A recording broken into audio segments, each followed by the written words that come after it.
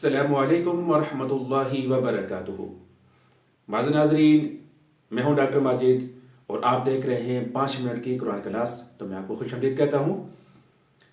आज इंशाअल्लाह अज़ीज़ हम सूरह बकरा की आयत नंबर 5 का मुताला करेंगे।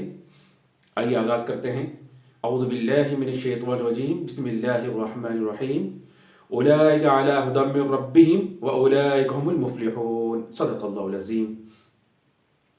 पहले हम नफ्सी तर्जुमे देखते हैं।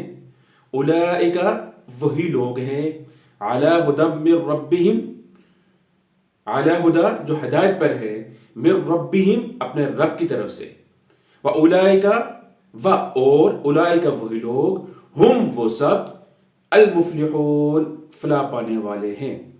उर्दू में हम इस्तेमाल करते हैं फलाह पाना, कामयाबी, कामयाब होने वाले हैं। तो हमारा तर्जुमा होगा वही लोग अपने रब की तरफ से हिदायत पे रहें और वही लोग कामयाब हैं। अब इस आयत का मफ़हूम समझते हैं।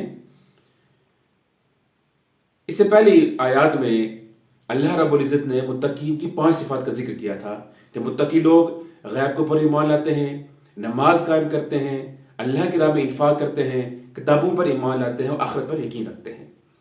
तो अब इस आयत मुबारका में उन मुत्तकी लोगों का इंजाम बयान किया जा रहा है, उनकी जज़ा का जिक्र किया जा रहा है और उनको 2 तरह की जज़ाएं दी जाएंगी, एक दुनिया में और एक आखिरत में।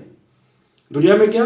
उलाइका अला हुदम मिर रब्बिहिम, कि यही मुत्तकी लोग अल्लाह की तरफ से हिदायत याफ्ता लोग हैं। पूरी इंसानियत में सिर्फ यही वो लोग हैं जो सीधे राह पे चलने वाले हैं, जो सिर्फ मुस्तकीम में चलने वाले हैं। और यह हिदायत अल्लाह की तरफ से बहुत बड़ी नेमत होती है। जिस फर्द को मिल जाती है उसकी दुनिया भी समझ जाती है और आखिर भी समझ जाती है। और जो लोग इस हिदायत से महरूम हैं, यानी मकसद ज़िंदगी से महरूम हैं, जो दीन से महरूम हैं, जो अल्लाह के ताल्लुक से महरूम हैं, तो यकीन जानिए उनकी ज़िंदगी में और एक हैवान की ज़िंदगी में कोई फ़र्क नहीं होता। और दूसरी बात फरमाई व उलाइका हुमुल मुफ्लिहून, कि आखिरत की जो फलाह और कामयाबी है इन्हीं लोगों के लिए है। ये लोग कामयाब होंगे, जन्नत की सारी नेमतें इन्हीं के लिए हैं और दुनिया में भी ये कामयाब होंगे। और बड़ी कामयाबी इनकी यही होगी, इनको दिली इत्मीनान नसीब होगा, दिली सुकून मिलेगा इनको। अला बिज़िक्रि तत्मइन्नुल कुलूब, अल्लाह के जिक्र से इन लोगों को सुकून मिलता है। तो ये साबिर और शाकिर रहते हैं, अल्लाह का शुक्र अदा करते रहते हैं, मुश्किलात में सब्र करते रहते हैं। इस वजह से इनको दिली सुकून भी मिलता है। वह दुनिया आखिर की कामयाबियां इन्हीं के लिए हैं। अल्लाह ताला से दुआ है कि वो हमें कुरान मजीद का सही फहम अता फरमाए। अस्सलामु अलैकुम व रहमतुल्लाहि व बरकातहू।